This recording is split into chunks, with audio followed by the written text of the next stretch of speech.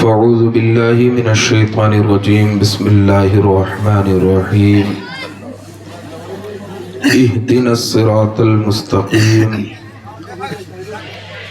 صراط الذین انعمت علیہم آمنت باللہ صدق اللہ العظیم وبلغنا رسوله النبی الامین المتین الکریم ونحن على ذلك لمن الشاہدین والشاکرین والحمد للہ رب العالمین۔ آئیے انتہائی عقیدت و محبت کے ساتھ سب سے پہلے آقا نامدار مدینے کے تاجدار جناب احمد مختار احمد مجتبیٰ محمد مصطفیٰ صلی اللہ علیہ وسلم کی بارگاہ میں درود و سلام کا نذرانہ پیش کریں۔ پڑھیں اللہم صلی علی سیدنا مولانا محمد وبارک وسلم صلو علیہ صلاۃ و سلام علیک یا رسول اللہ یا حبیب اللہ صلی اللہ تعالی علیہ وسلم۔ ایک دفعہ اور عقیدت و محبت کے ساتھ نبی اور آل نبی کی بارگاہ میں درود و سلام کا نذرانہ پیش کریں۔ پڑھیں اللہم صلی علی محمد وآل محمد کما تحب و ترضا بأن تصلی علیہ صلاة تبقى وتدوم بدوام الملک الحی القیوم۔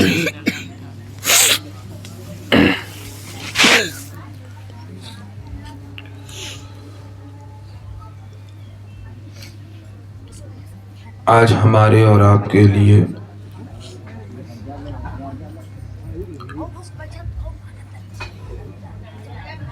انتہائی خوشی کی بات ہے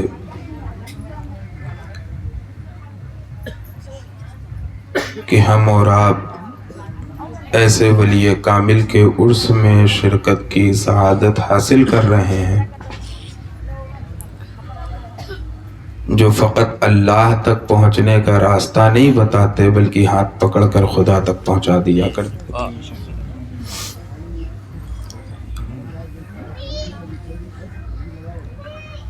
اس نعمت پر اللہ رب العزت کا جتنا شکر ادا کیا جائے اتنا کم ہے کہ اس نے ہم جیسے گناہگاروں کو ایسے صالحین کی چوکھٹ پر ڈال دیا ہے کہ ان کی چوکھٹ پہ آنے والا گنہگار ہو تو عبادت گزار کی شکل میں واپس جاتا ہے، بدکار ہو تو نیکوکار کی صورت میں واپس جاتا ہے، ان کی صحبت میں بیٹھنے والا بد قسمت ہو تو خوش قسمت ہو کر واپس جاتا ہے۔ اور یہ صرف کہنے کی بات نہیں ہے، جن جن لوگوں کو ان کی صحبت میسر آئی ہے خود وہ جانتے ہیں کہ ہم کیا تھے مجھے کیا بنا دیا تو نے، ہم کیا تھے ہمیں کیا بنا دیا تو نے۔ ہر کوئی اپنی حقیقت سے واقف ہے، نہ جانے ہم کہاں ٹھوکریں کھا رہے ہوتے۔ یہ اللہ کا کرم ہے کہ ایسے صالحین کے در پہ لا کے ہمیں چھوڑ دیا، ہمیں پہنچا دیا کہ ہم اس دنیا میں بھی بیدار ہو گئے اور آخرت میں تو ہمارا نصیبہ بیدار ہی ہے۔ تو اس نعمت پر ہم اللہ رب العزت کا جتنا شکر ادا کریں اتنا کم ہے۔ ایک چیز کا مجھے بڑی شدت سے احساس ہو رہا ہے کہ یقیناً سردی سخت ہے اور اس سردی کے ماحول میں اس طریقے سے کھلے میدان میں ہوا کے درمیان بیٹھنا یہ بہت مشکل امر ہوتا ہے۔ لیکن میں ایک بات بتانا چاہتا ہوں، ابھی 2 دن پہلے ہماری پھوپھی جو دادا حضور کی بہو بھی ہیں انہوں نے بتایا تو میں اندر سے کانپ گیا کہ آج ہمارے پاس تمام سہولتیں میسر ہیں پھر بھی ہم خدا سے غافل ہیں۔ انہوں نے یہ بات بتائی کہ ایسی سرد رات میں بھی دادا حضور ایک چادر میں رات بسر کیا کرتے تھے۔ میں آؤں گا اپنی گفتگو کی طرف، اس بات کی طرف بھی اشارہ کروں گا کہ یہ ان کو سردی اور گرمی کا احساس کیوں نہیں ہوتا ہے۔ تو اس سردی سے نہ پریشان ہونا، تم جن کے نام پر یہاں آئے ہو نا، ہمارے جسم پہ تو جرسی بھی ہے، جیکٹ بھی ہے، شال بھی ہے، تمام اسباب ہیں سردی سے بچنے والے، لیکن یہ ایسے صالحین تھے کہ برف بھی گر جائے تو وہی تن پر ایک لباس ہوا کرتا تھا۔ اگر ہم اس حقیقت کو سمجھ لیں کہ کیوں ان پر موسم کے اثرات کی وجہ سے کوئی فرق نہیں پڑتا تھا، تو شاید ہمیں بھی سردی میں کسی سویٹر کی ضرورت نہ پڑے۔ ایک چھوٹی سی مثال سے اسے سمجھیں، کبھی کبھی انسان بیٹھا ہوتا ہے اور کسی خیال میں اس قدر گم ہو جاتا ہے کہ پاس میں بیٹھنے والا اسے 2 3 دفعہ 4 دفعہ بلاتا ہے، زور سے آواز دیتا ہے، اسے خبر نہیں ہوتی ہے۔ ہوتا ہے کہ نہیں ہوتا ہے؟ یہ ہر کسی کے ساتھ ہوتا ہے۔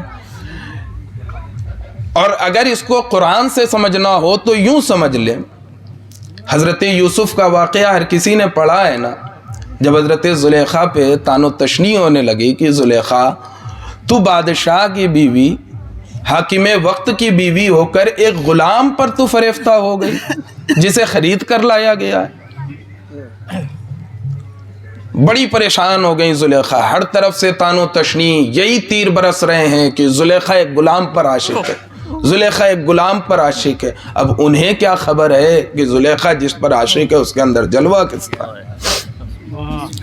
جب زلیخا پریشان ہو گئیں، میں نے سنا کہیں پر کہ ایک صاحب بیان کر رہے تھے کہ جب زلیخا کو لوگوں نے تانوں کے تیر برسائے نا، اور تانا یہ بڑی تکلیف دہ چیز ہوتی ہے، انسان ہر چیز برداشت کر لیتا ہے لیکن محبوب کے تعلق سے جب کوئی بات کہی جاتی وہ برداشت نہیں ہوتی۔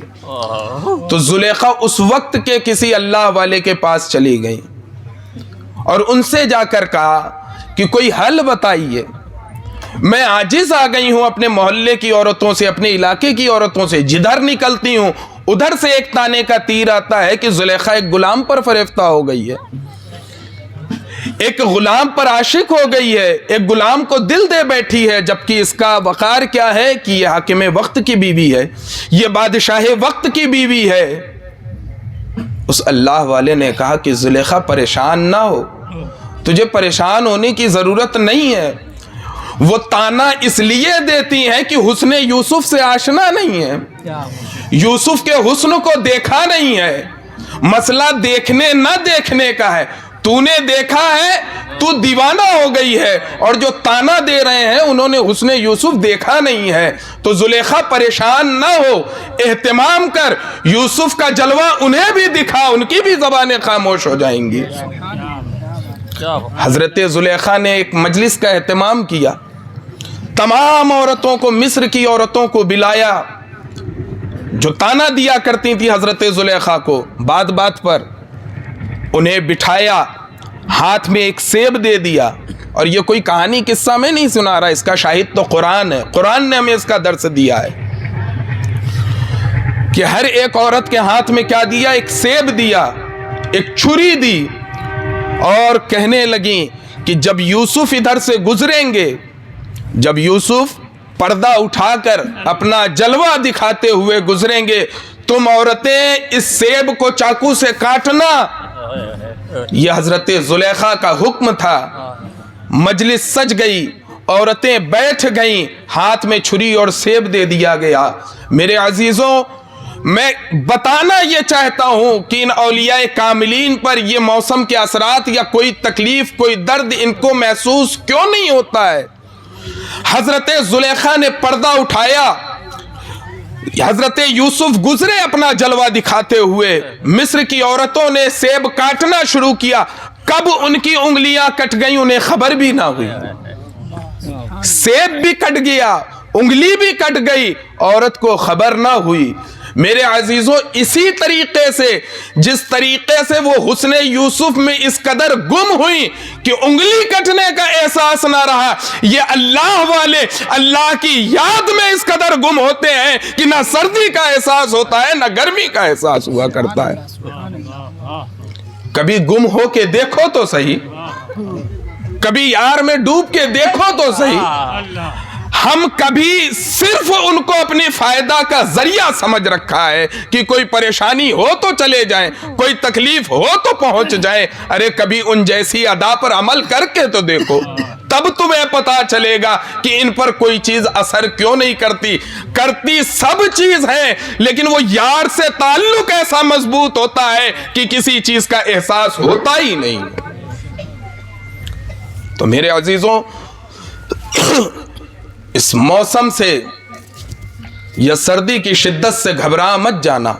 ऐसी जगह पे शैतान बहुत आता है। अल्लाह रब्बुल इज़्ज़त फरमाता है, शैतान लोगों से कहता है कि तुम कुफ्र करो। शैतान क्या कहता है? लिल इंसान कुफ्र, कुरान की आयत है। इंसानों से कहता है कि तुम कुफ्र करो, और जब इंसान कुफ्र कर बैठता है कहता है मैंने तो इसका हुक्म नहीं दिया था, मैं तो तुमसे बरी हूं। जब ऐसे सालिहीन की महफिल लगती है तो शैतान को तकलीफ होती है। वो नहीं चाहता है कि लोग अल्लाह वाले के जिक्र की मजलिस में बैठें, अल्लाह के जिक्र की मजलिस में बैठें, अल्लाह के रसूल के जिक्र की मजलिस में बैठें। इसलिए वो तरह तरह से बहकाना शुरू करता है। किसी को मौसम का हवाला देता है, किसी को दूसरी चीज याद दिलाता है, और जब इंसान उसके फरेब में आकर ये नेमत छोड़कर उठता है तो शैतान फौरन हाथ उठा देता है कि मैं तो तुमसे बरी हूं, मैंने इस चीज का हुक्म नहीं दिया था। इसलिए मेरे अजीजों, मौसम के फरेब में मत आना। तुम अल्लाह वाले के महफिल में, अल्लाह वाले की एक महफिल में आए हो, जितनी देर बैठोगे तुम्हारा इबादत में शुमार होगा वो बैठना। जितनी देर तुम यहां रहोगे तुम इबादत में रहने वाले शुमार किए जाओगे।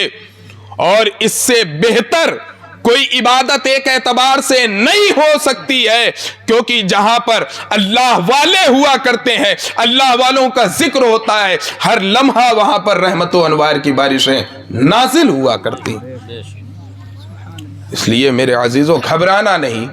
बस मैं अपनी गुफ्तगू की तरफ आना चाहता हूं। कुरान मुक़द्दस की मैंने जिस आयत करीमा की तिलावत की, चूंकि आज का माहौल जो है वो एक चीज पे बड़ी तेजी से अमल पैरा है कि लोगों के दिल में औलिया इकराम की नफरत पैदा की जाए। उनको ये बताया जाए कि औलिया इकराम शय ही कोई नहीं होते हैं। मैं किसी का नाम लेने का आदी नहीं हूं, लेकिन जब अल्लाह और उसके रसूल की तालीम से लोगों को दूर किया जाता है तो तकलीफ होती है। वो एक इंसान है, आज सोशल मीडिया पे हमारी नौजवान नस्ल उसे बड़ा फॉलो कर रही है। मैं बारहा कहता हूं कि हर इंसान जो कुरान और हदीस से बातें करता है, जरूरी नहीं है कि आपको सही बात ही बता रहा।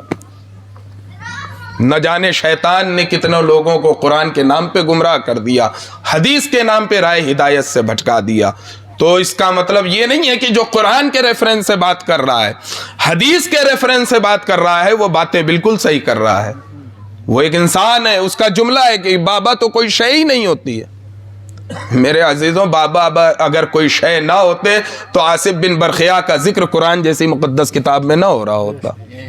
औलिया इकराम का कोई मकाम ना होता तो असहाबे कहफ का जिक्र कुरान जैसी लारैब किताब में ना हो रहा होता, जिनके नाम पर पूरी पूरी सूरत का नाम रखा जा रहा है।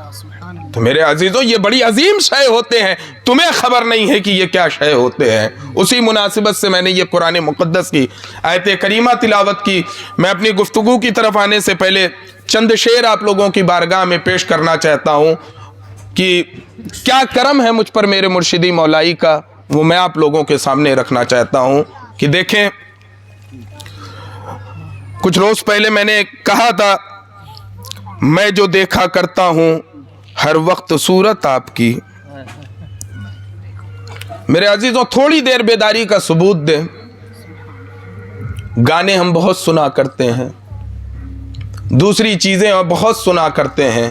आओ थोड़ा अल्लाह और उसके रसूल का जिक्र सुनकर देखो। वो चाशनी है कि तुम गाने सुनने भूल जाओगे, कभी दिल लगाकर सुनो तो सही। मैं जो देखा करता हूं हर वक्त सूरत आपकी, बेखुदी मस्ती अता करती है सूरत आपकी, कभी देखो तो सही। आज दुनियावी आशिक ये कहता है कि मैं अपने माशूक के चेहरे को देख लेता हूं, मुझ पर अजीब कैफियत तारी हो जाती है। मेरे अजीजों, जब ये इश्क मजाजी का हाल है, सोचो इश्क हकीकी का हाल क्या होगा। इश्क मजाजी तो वो है जो रकीब पैदा करता है। अगर आपके माशूक का कोई और आशिक निकल जाए, आप उसके दुश्मन बन जाते हो। लेकिन कुर्बान जाओ इश्क हकीकी पर कि इश्क हकीकी रकीब नहीं पैदा करता, जितने पैदा करते हैं सब हबीब पैदा करते हैं। तो मैं जो देखा करता हूं हर वक्त सूरत आपकी, बेखुदी मस्ती अता करती है सूरत आपकी। भूल जाता हूं मैं खुद को देखते ही आपको, या मेरे मुर्शिद, भूल जाता हूं मैं खुद को देखते ही आपको, कैसे दिलकश दिलरुबा अल्लाह रे सूरत आपकी, कैसे दिलकश दिलरुबा अल्लाह रे सूरत आपकी। मेरे अजीजों, यहां पर एक बात आ गई, बस ज़िम्नन बात निकलती चल रही है, गुफ्तगू लंबी होती जा रही है। आज हमारा अपने पीर व मुर्शिद के ताल्लुक से यकीन मजबूत नहीं होता है। हम ज़रा से किसी का कोई कमाल देखते हैं, फट से उसकी तारीफ में लग जाते हैं। ज़रा से किसी की कोई बात देखते हैं, हम तुरंत ही उसकी तारीफ करने लग जाते हैं। आओ सुनो, बाबा फरीद हैं, बाबा फरीदुद्दीन हैं, अपने मुर्शिदी मौलाई ख्वाजा कुतुबुद्दीन बख्तियार काकी की मजलिस में बैठे हुए हैं। मेरे अजीजों, ख्वाजा कुतुबुद्दीन अपने मुरीद बाबा फरीदुद्दीन गंज शकर से फरमाते हैं कि फरीद, नजर को उठाओ, देखो मेरे मुर्शिद मोइनुद्दीन तशरीफ लाए हैं। मैं एक बात पूछना चाहता हूं, ख्वाजा मोइन का मर्तबा बड़ा है या ख्वाजा कुतुब का मर्तबा बड़ा है? बोले, ख्वाजा मोइन का मर्तबा बड़ा है या ख्वाजा कुतुब का मर्तबा बड़ा है? बज़ाहिर ख्वाजा मोइन का मर्तबा बड़ा है, लेकिन यहाँ जाहिर की बात नहीं है। यहाँ एक मुरीद से उसकी अकीदत का इजहार किया जा रहा है, और मुरीद के लिए जब तक उसका पीर उसकी नजर में गौसे आजम नहीं होगा, कभी भी उसे अपने पीर का सच्चा फैज़ हासिल नहीं हो सकता। तो बाबा फरीद से कहते हैं ख्वाजा कुतुब कि फरीद, नजर उठाओ। ये अल्लाह वाले थे ना कि जब बैठा करते थे तो जाहिर में भी अपने मुर्शिद को देखते थे, जब गर्दन झुकाकर अपने कल्ब की जानिब मुतवज्जे होते तो वहां भी यार के जलवा के अलावा कुछ और नहीं देखते थे। तो बाबा फरीद से कहते हैं ख्वाजा कुतुब की फरीद, गर्दन को उठाओ, सर को उठाओ, निगाह को उठाओ, देखो मेरे शेख मोइनुद्दीन आए हैं।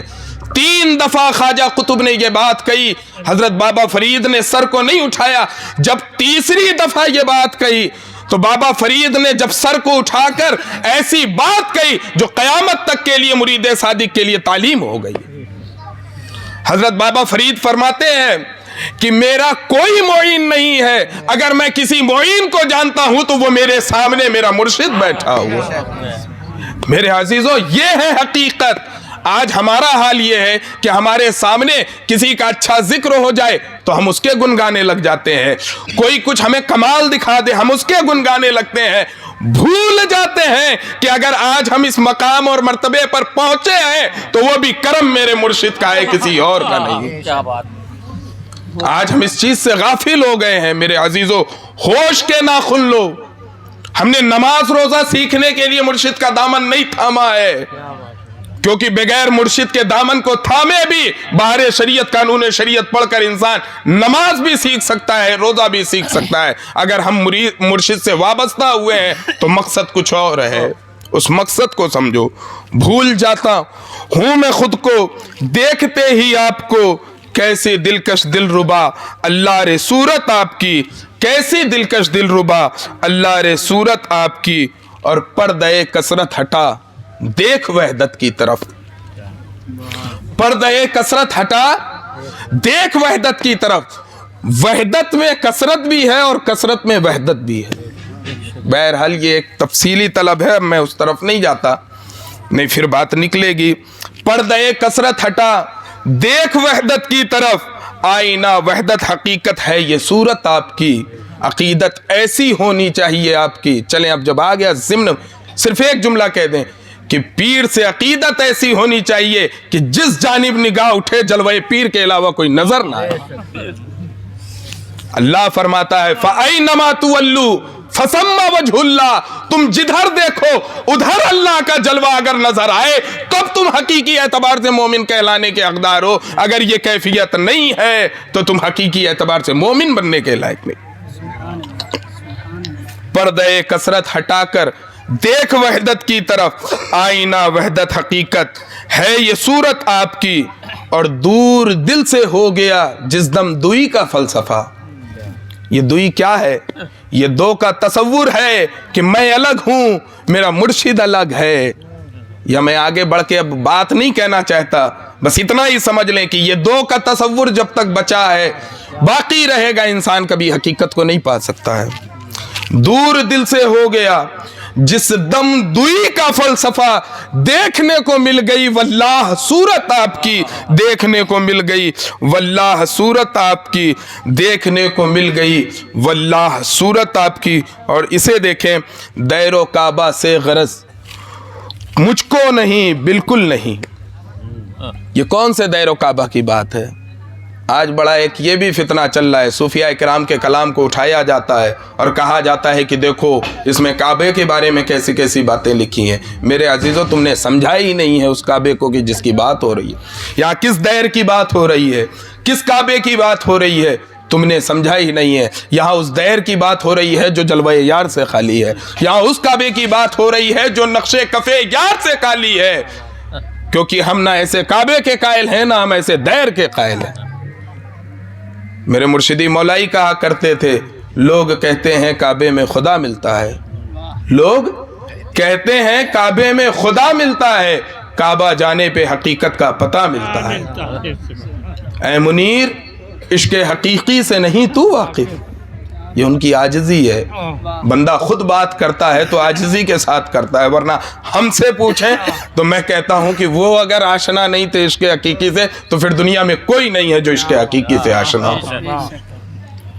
ऐ मुनीर, इश्क़ हकीकी से नहीं तू वाकिफ, वरना घर बैठे ही बंदे को खुदा मिलता है, वरना घर बैठे ही बंदे को खुदा मिलता है। तो दैरो काबा से गरज मुझको नहीं, बिल्कुल नहीं। मेरा काबा और किबला जब है सूरत आपकी, मेरा काबा और किबला जब है सूरत आपकी, मेरा काबा और किबला जब है सूरत आपकी। और इस कदर हैरत सरापा बन गई हस्ती मेरी। 2013 से पहले मैं कुछ और था, 2013 के बाद मैं कुछ और। इस कदर हैरत सरापा बन गई हस्ती मेरी। अपनी सूरत देखता हूं तो है सूरत आपकी, अपनी सूरत देखता हूं तो है सूरत आपकी।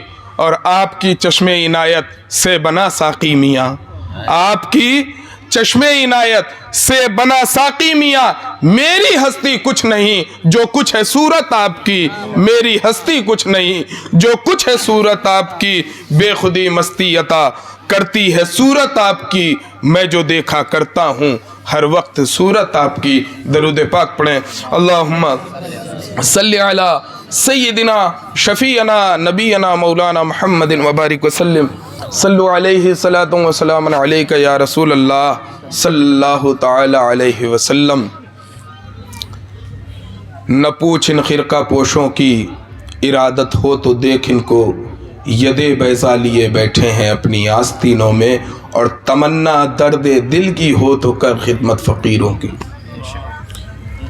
मेरे अजीज़ों, फ़कत फ़कीर की खिदमत करने से कुछ हासिल नहीं होता, तमन्ना दर्द दिल की होनी चाहिए। और यही असल है। तमन्ना दर्द दिल की हो तो कर खिदमत फ़कीरों की। नहीं मिलता ये गौहर बादशाहों के ख़ज़ीनों में, नहीं मिलता ये गौहर बादशाहों के ख़ज़ीनों में। मेरे अजीज़ों, हम यहाँ यूं ही नहीं बैठे हैं, या आप यहाँ बैठे हो यूं ही नहीं बैठे हो।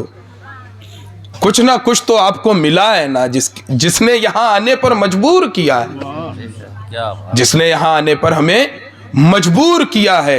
ये अल्लाह वालों का कमाल होता है। बहरहाल, खुतबा मसनूना के बाद मैंने जिस आयत करीमा की तिलावत का शरफ हासिल किया, वो सूरह फातिहा तकरीबन हर मुसलमान को ये याद होती है। सूरह फातिहा है क्या? उसमें अल्लाह रब्बुल इज़्ज़त ने दुआ करने का तरीक़ा बताया है, कुछ मांगने का तरीक़ा बताया है कि जब बंदे को किसी से कुछ मांगना हो, कुछ तलब करना हो तो उसका तरीक़ा क्या होना चाहिए। मैं उसकी भी तफसील में नहीं जाता, मैं असल गुफ्तगू की तरफ आके बस तुरंत अपनी गुफ्तगू को ख़त्म करता हूँ।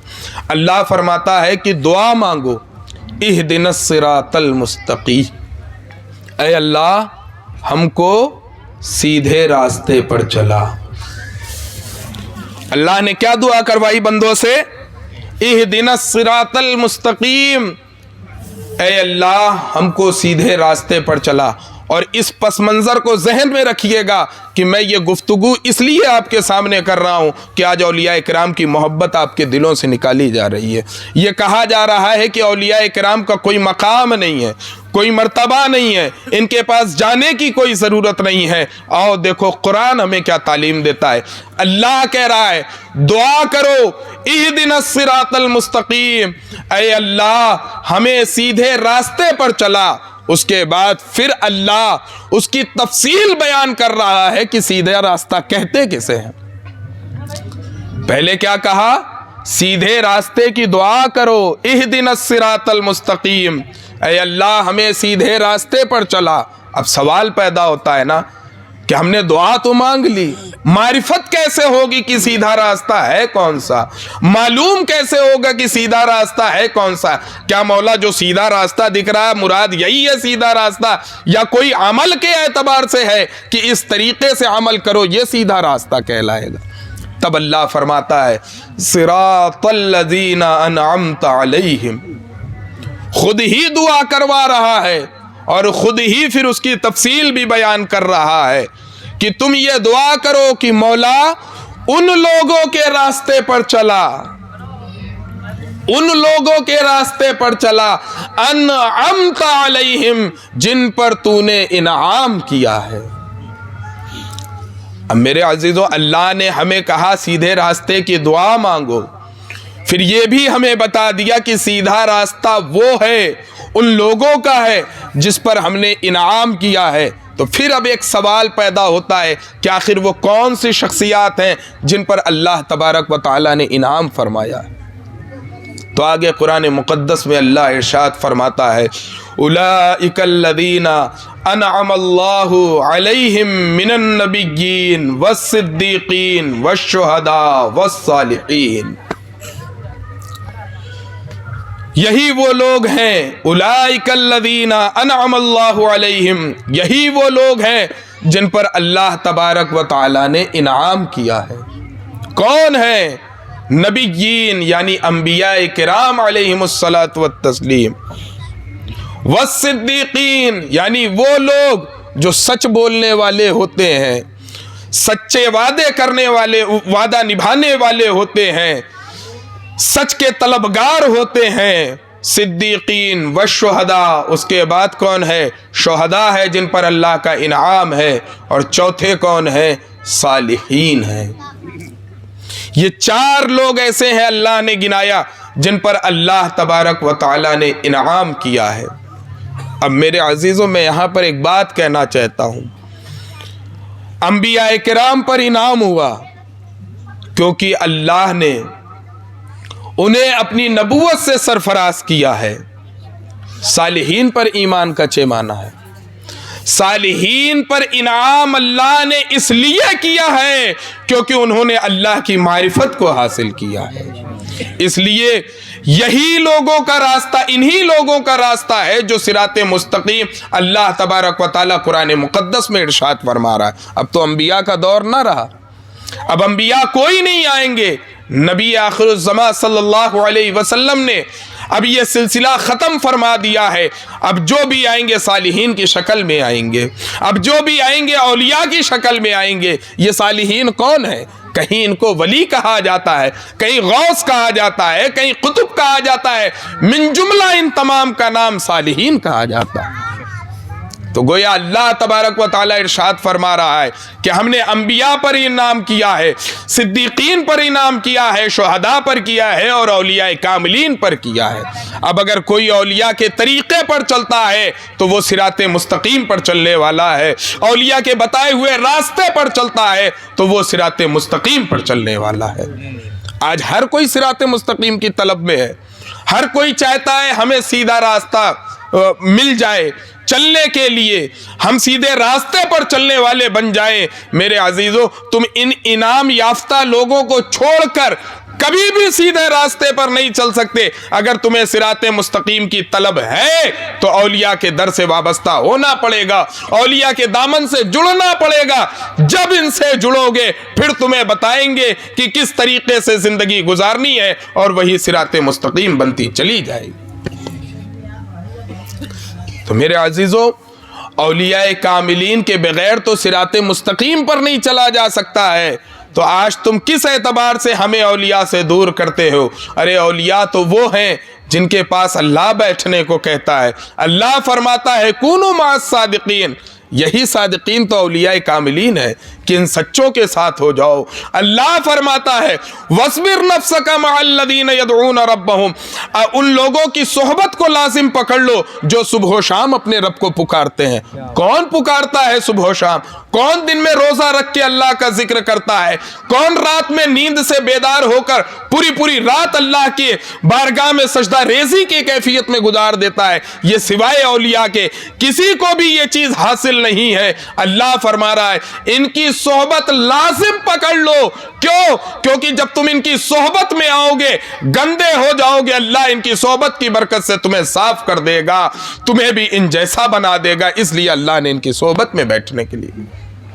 अजीजान मोहतरम, हम इनके दामन से वाबस्ता हैं, तभी तक हम राह निजात पर हैं। जहां इनसे हमारा ताल्लुक कटा वहीं समझ लेना कि सिराते मुस्तकीम हमसे छूट गया, सीधे रास्ते से हम भटक गए। हम उसी वक्त तक सिराते मुस्तकीम पर कायम हैं जब तक हमारा औलिया इकराम से रिश्ता मजबूत है। अजीजान मोहतरम, तो इसलिए कभी भी औलिया इकराम के ताल्लुक से, औलिया कामिलीन के ताल्लुक से, मानो ना मानो वो तुम्हारी मर्जी है, लेकिन कभी भी उनकी शान में बेअदबी ना करना। कोई ऐसी बात ना कह देना कि तुम अल्लाह के दुश्मन में गर्दाने जाओ, क्योंकि अल्लाह फरमाता है मन आदाली वलियन फकत आज़नतुहु बिल हर्ब, जिसने मेरे वली से दुश्मनी की मैं उससे खुला ऐलान जंग करता हूं। कौन है जो अल्लाह से जंग कर सकता है? कौन है जो अल्लाह से लड़ाई ले सकता है? मेरे अजीजों, और फिर आज तो हम ऐसे वली के उर्स में बैठे हुए हैं जिसकी जिंदगी आपके दरमियान रही है, जिसका उठना बैठना आपके दरमियान रहा है। बताओ तो सही उनका कौन सा अमल शरीयत के खिलाफ रहा है? बताओ तो सही उनका कौन सा तरीका शरीयत के खिलाफ रहा है? नहीं मेरे अजीजों, यही तो अल्लाह वाले हैं जो अपने अमल से बताते हैं कि रसूलुल्लाह की सीरत ये है, रसूलुल्लाह का तरीका ये है। इनको देखकर दुनिया मुसलमान होती है और मुसलमान इनसे दूर हो रहा है। बड़े अफसोस की बात है। मुझे एक वाकया याद आता है कि एक साहब थे, उनकी मदीने पाक में ड्यूटी लगी हुई थी।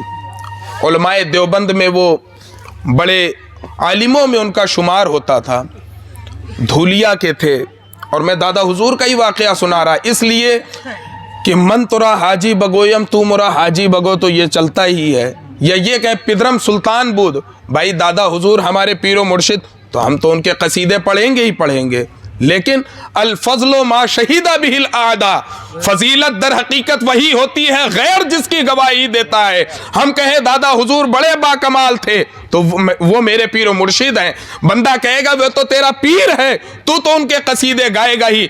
आओ मैं उनकी बात बताता हूं जिन्हें सिर्फ चंद लम्हे की सोबत मैसर हुई दादा हुजूर की, लेकिन उन्होंने क्या देखा है। मदीने में उनकी ड्यूटी थी, वो धूलिया आए वापस। उन्होंने वहां के पीर, कई दफा मुलाकात दादा हुजूर से धूलिया में हो चुकी थी, लेकिन वो चंद सेकंडों की होती थी या खाली सलाम दुआ तक थी। उन्होंने धूलिया के भाइयों से एड्रेस लिया कि आप प्रतापगढ़ में हमें मियाँ हुजूर का पता बता दें, क्योंकि मेरा उधर जाना हो रहा है और मेरी ख्वाहिश ये है कि हम उनके दरे दौलत पर जाकर उनसे मुलाकात करें।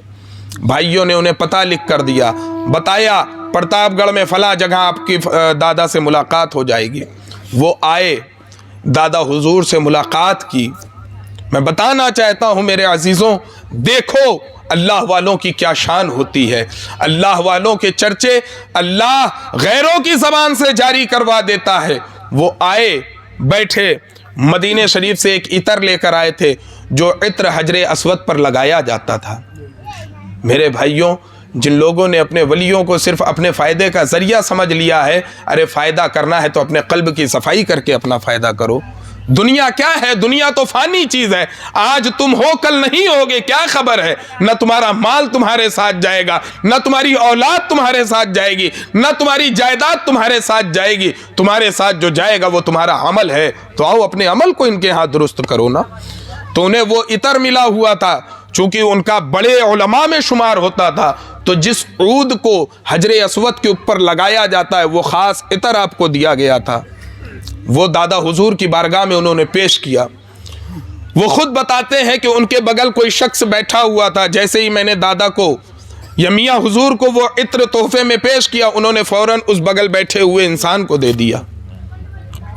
تو انہوں نے کہا کہ حضور بڑا قیمتی عطر تھا, مدینہ شریف سے لائے تھے, حجر اسود پر یہ عطر لگایا جاتا ہے, مجھے خصوصی طور پہ ملا تھا, میں نے کہا آپ کی بارگاہ میں پیش کر دوں, آپ نے دوسرے کو دے دی. میرے عزیزو جملہ سنو, ایک پیر اپنے مرید سے کتنی محبت کرتا ہے. دادا حضور نے فرمایا میں مانتا ہوں کہ آپ کا عطر بڑا قیمتی تھا, لیکن میرا مرید اس سے کہیں زیادہ قیمتی ہے. آج ہم غفلت کی زندگی گزار رہے ہیں میرے عزیزوں. گفتگو ہوئی, پھر جب وہ چلنے لگے تو انہوں نے کہا کہ میاں حضور میں آپ کی بارگاہ میں آیا, اور یہ اکابرین کا طریقہ رہا ہے کہ جب وہ کسی اللہ والے کی بارگاہ میں جاتے تو کچھ نصیحت ان سے لیتے تھے تاکہ اس پر عمل کر کے اپنی زندگی کو بہتر کیا جا سکے. انہوں نے پوچھا کہ آپ بھی ہمیں کوئی نصیحت فرما دیں تاکہ ہم اس پر عمل کر کے اپنے بھی زندگی کو, اپنی آخرت کو بہتر کر لیں. دادا حضور نے فرمایا کہ بچائی ایک نصیحت ہے, آپ بچائی کر کے ہر ایک کو مخاطب کیا کرتے تھے, لیکن میری زبان اس لائق نہیں کہ میں آپ کے الفاظ کو ہی اسی طریقے سے کیا کہتے ہیں بیان کروں, میں اپنے لفظ میں ٹوٹے پھوٹے الفاظ میں پیش کرتا ہوں. انہوں نے کہا محترم نبی کریم دادا حضور نے فرمایا کہ آپ لنگی پہنا کریے, آپ لنگی پہنا کریے, کیونکہ آقا کریم صلی اللہ علیہ وسلم نے پیجامے کو پسند تو ضرور فرمایا ہے, لیکن پوری زندگی آپ نے اسے زیب تن نہیں فرمایا ہے. اس لیے ہماری نصیحت یہی ہے کہ آپ لنگی پہنا کریے. یہ نصیحت لے کے وہ وہاں سے واپس جب دھولیا ہمارے پیر بھائیوں کے درمیان گئے تو انہوں نے وہ بات کہی کہ میرا بھی سینہ فخر سے چوڑا ہو گیا کہ اللہ نے مجھے ان کے در سے وابستہ رکھا ہے جن کی فضیلت کی گواہی غیر دیتا ہوا پھر رہا ہے. وہ کہتے ہیں کہ میری اتنی عمر ہو گئی, نہ جانے میں کتنے لوگوں سے ملا ہوں, لیکن ایسا پابند سنت اور شریعت پر عمل کرنے والا آج تک میری زندگی میں کوئی مجھے ایسا نہیں ملا تھا. میرے عزیزو, ہم کہیں کہ ہمارا مرشد متبع شریعت ہے تو تم کہو گے کہ تمہارا پیر ہے, تم تو اس کے گن گاؤ گے, لیکن ایک غیر ہمارے پیر کی شہادت دے رہا ہے. میں یہ نہیں کہتا وہ میرے پیر کی, بلکہ اللہ والوں کا ذکر اللہ خود غیروں کی زبان سے جاری فرما دیا کرتا ہے. میرے عزیزوں, تو میں بتانا یہ چاہتا ہوں کہ ہم ان کے در سے وابستہ ہیں جن کے قصیدے غیر بھی پڑھا کرتے ہیں. ایسی پاکیزہ زندگی اللہ نے عطا فرمائی ہے. اگر ہم ایسے در سے وابستہ ہونے کے باوجود بھی محروم رہ گئے تو ہم سے بڑا محروم کوئی نہیں دنیا میں ملے گا. اس لیے میرے عزیزوں, اپنے مرشد کی حقیقت کو پہچانو اور کس لیے ان کے در سے وابستہ ہوئے تھے, اس حقیقت کو سمجھو اور اس مقام تک پہنچنے کی کوشش کرو.